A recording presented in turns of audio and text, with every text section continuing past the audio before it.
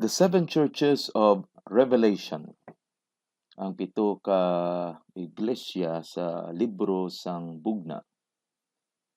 So there are three views to this. So we have a question from our student in the correspondence class and who also attends the night class. So let us read in the book of Revelation, chapter 1, in verse number 4, John, to the seven churches which are in Asia, grace be unto you, and peace from him which is, and which was, and which is to come, and from the seven spirits which are before his throne. And over there in Revelation chapter 1, verse 11, this is Jesus saying, I am Alpha and Omega, the first and the last. And what thou seest, write in a book, and send it unto the seven churches which are in Asia, unto Ephesus, and unto Smyrna, and unto Pergamos, and unto Thyatira, and unto Sardis, and unto Philadelphia, and unto Laodicea. So, the first view is that these churches were the seven churches that existed in the past. So the Apostle John was writing to the seven churches which existed in the history of the church age. That means these seven churches existed in the first century. So you can see here the map, and the Apostle John was in Patmos. So he was writing to the seven churches: Ephesus, Smyrna, Pergamum, Thyatira, Sardis, Philadelphia, Laodicea. So pito ka kaiglesia-hanan nga nag-exister sa una. So in other words, these interpretations believes that today these seven churches are no longer existing and will never exist. The second view is that these seven churches are actually seven periods of church history. So that means the second view believes that these seven churches existed in the present, at least the seventh. So for example, this is Larkin's dispensational chart from his book, The Dispensational Truth. So he says here the messages to the seven churches compared with church history. So the Ephesus period, you can find the church in the church of Ephesus being written to by John in Revelation chapter 2 verses 1 to 7. Larkin says it's the backslidden church. Smyrna period, Revelation 2 8 to 11, the persecuted church. Pergamos period, Revelation 2 12 to 17, licentious church. And these three periods belong to the ancient history, the apostolic age, and then period number 2 from the apostolic age to Constantine, and then period 3 from Constantine to Boniface. What's this? The second. And then the Thyatira period, Revelation chapter 2 verses 18 to 20. A lax church. It's the medieval history. So period 4 from Pope Boniface to Pope Gregory. So the growth of the papacy or the papacy. And then period the 5th,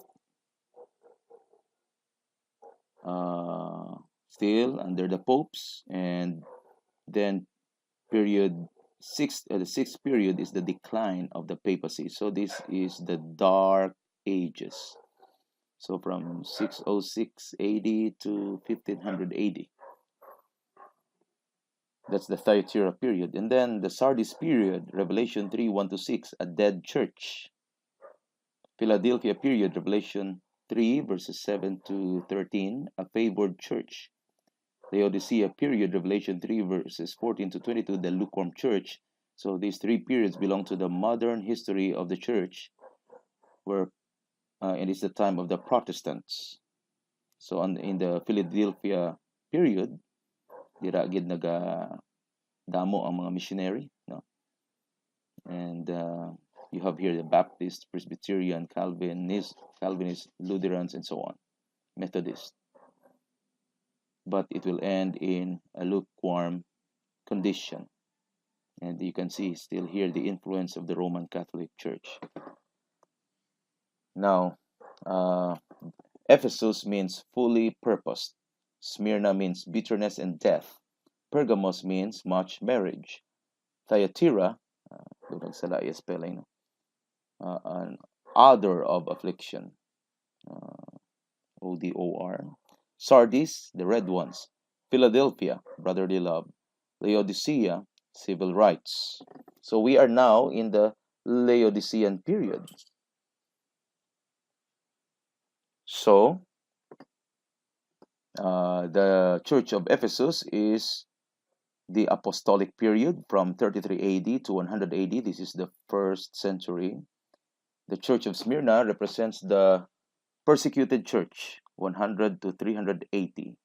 Then Pergamos, you remember, much marriage. So it's the union of state and church. The start of the Roman Catholicism, 300 to 580. Thyatira, Roman Catholic dominion over true Christianity, 500 to 1400 AD. So you have here Sardis, Thyatira, I should say, the odor of affliction. Then Sardis is the Reformation period, 1400 to 1700 AD. And, the red ones, time sa mga martyrs. Then Philadelphia is the time of missionary and it's a missionary and evangelistic period. So it continues until now. So brotherly love. And then from 1900 until the rapture is the Laodicean church, which is the apostate period. So that's the second view, that the seven churches are representative of the seven periods of church history. So the first view says that the seven churches of Revelation is past. The second view is that the seven churches are the seven periods of church history, and that includes the present. And the third view is that it is future, that the seven churches of Revelation